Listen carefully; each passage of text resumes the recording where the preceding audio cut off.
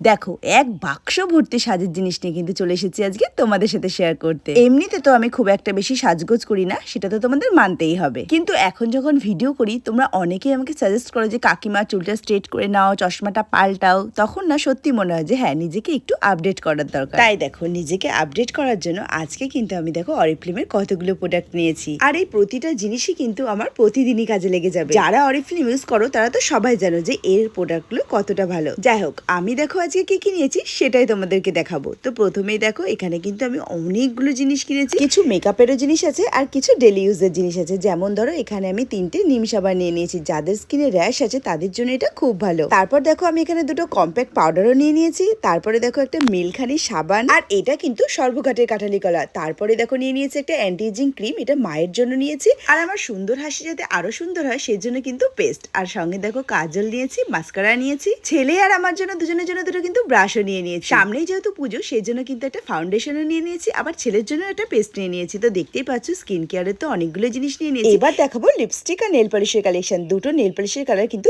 দারুণ সুন্দর, আর পুজোর জন্য কিন্তু আগাম আমি 3টে লিপস্টিকও নিয়ে নিয়েছি। তোমরা পুজোতে কি কি কেনাকাটা করছো অবশ্যই জানিও কিন্তু।